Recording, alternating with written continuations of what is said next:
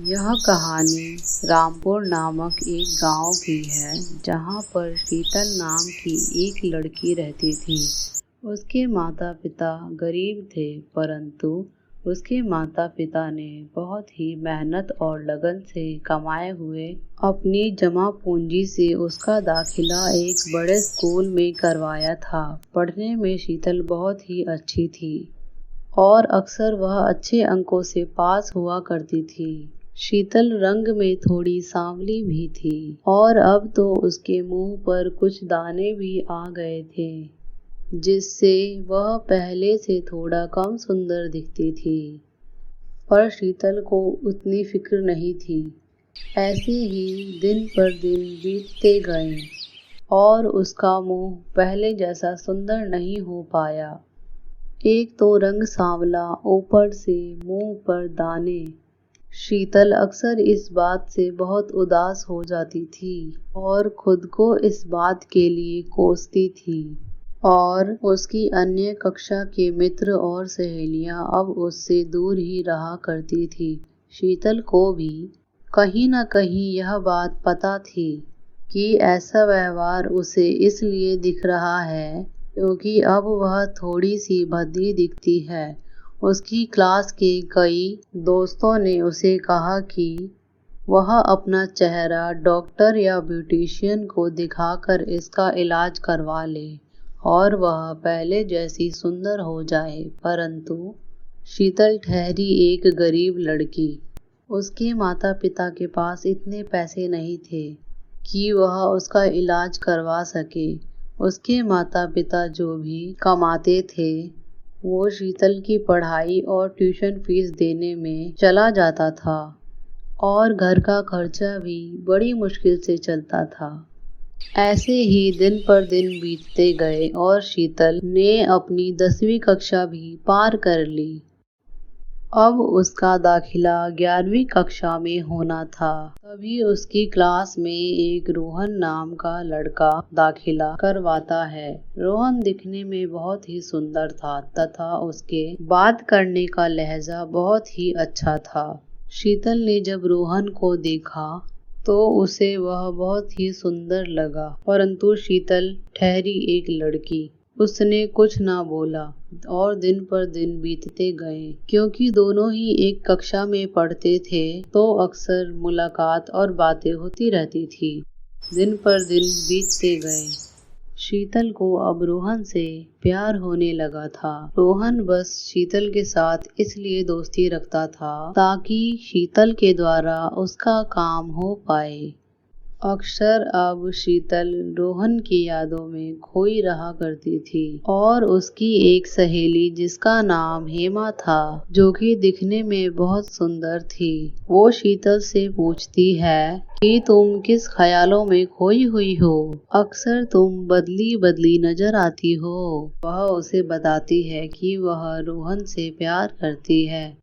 यह बात सुनकर शीतल की सहेली मन ही मन मुस्कुराती है और यह जानती है कि रोहन उससे कभी नहीं अपनाएगा। फिर भी वह शीतल को बढ़ावा देती है और कहती है कि तुम क्यों ना रोहन को अपने दिल की बात बता दो। शीतल चौंक जाती है, पर कहीं न कहीं उसके अंदर के प्यार की भावना उससे पूछने पर मजबूर कर देती है और रोहन से जाके बोलती, हेलो रोहन, मुझे तुमसे कुछ कहना है। हाँ बोलो, क्या काम है? अभी मुझे तुमसे कोई कॉपी नहीं लेनी और ना ही मेरा कोई काम बाकी है। रोहन, तुम बहुत सुंदर हो और मैं चाहती हूँ कि हमारी दोस्ती और गहरी हो जाए। क्यों नहीं? शीतल ये सारी बातें हेमा के सामने रोहन को बता रही थी। दोस्ती? या तुम्हें प्यार हो गया है? और यह बोलती है, तुमने अपनी शक्ल देखी है? रोहन कितना सुंदर लड़का है, वह तुम्हारे साथ प्यार क्यों करेगा? यह बात सुनकर शीतल सोच में पड़ जाती है। शीतल आश्चर्यचकित हो जाती है कि उसकी दोस्त हेमा ये क्या बोल रही है। और हेमा की बात सुनते ही शीतल को रोहन बोलता है, देखो, तुम मेरी एक अच्छी दोस्त हो, लेकिन मैं तुमसे प्यार नहीं कर सकता क्योंकि तुम मेरे लायक नहीं हो। यह बात सुनकर शीतल बहुत उदास हो जाती है और रोने लगती है और छुट्टी होने के बाद रोते हुए घर की ओर जाती है। अक्सर उसके घर जाते हुए रास्ते में एक बगीचा पड़ता था।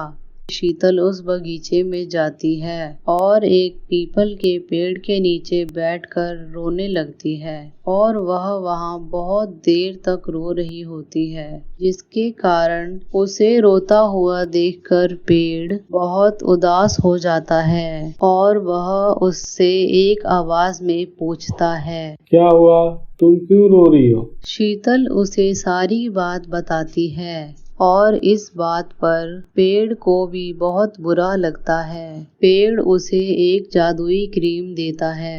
तुम इसे लगाने के बाद बहुत ही सुंदर हो जाओगी और तुम्हारे मुंह के सारे दाग धब्बे चले जाएंगे। शीतल को इस बात पर कहीं न कहीं विश्वास तो नहीं होता, परंतु वह उस क्रीम को लेकर अपने घर चली जाती है और रात को सोते समय इसका प्रयोग करती है। जब वह सुबह उठती है तो शीतल का मुंह बहुत ही सुंदर और खिला खिला लग रहा था। यह देखकर शीतल आज बहुत ही प्रसन्न थी और जब वह स्कूल जाती है तो उसे सभी छात्र देखकर आश्चर्यचकित हो जाते हैं कि आखिर शीतल इतनी सुंदर कैसे हो गई। और शीतल की दोस्त हेमा कहीं न कहीं अब वह चाहती थी कि उससे वह राज पूछे और खुद भी इतनी सुंदर बन जाए, परंतु इस प्रकार हेमा की नजर उसके बैग में पड़े एक क्रीम के डिब्बे पर पड़ती है, जिसे देखकर वह उसे चुरा लेती है और बाथरूम में जाकर उसको अपने मुंह पर लगाती है। कुछ देर बाद धीरे धीरे हेमा का मुंह खराब होने लगता है। झुर्रियां तथा मुंह पर अनेकों प्रकार के दाग धब्बे आने लगती हैं। यह देखकर हेमा को अपने आप से घृणा होने लगती है और यह बात जाकर शीतल को बताती है। बहन देखो, तुम इतनी चालाक बनती हो, तुमने देख लिया इसका परिणाम। इसलिए मैं कहती हूँ कि हमें सबकी भलाई सोचनी चाहिए और कभी किसी का बुरा नहीं करना चाहिए। पर तुमने उस दिन मेरे साथ जो किया, ये उसी का परिणाम है। हेमा शीतल से बहुत माफी मांगती है और उससे कहती है कि प्लीज वह उसे पहले जैसा कर दे। हेमा के बहुत बोलने पर शीतल उसे बताती है कि इसे सोने से पहले ही सिर्फ प्रयोग करना, तब तुम्हारा चेहरा पहले जैसा हो जाएगा। उस रात हेमा ऐसा ही करती है और उसका चेहरा पहले जैसा हो जाता है। उसके पश्चात वह क्रीम खत्म हो जाती है और अब शीतल एक बहुत ही सुंदर लड़की होती है और उसे अब अपने पर कभी शर्मिंदगी महसूस नहीं होती और अब ना वह रोहन को अपनी जिंदगी में लाना पसंद करती है। इस प्रकार यह कहानी खत्म होती है और हमें कभी किसी बात का घमंड नहीं करना चाहिए। वक्त के साथ सब कुछ बदल जाता है।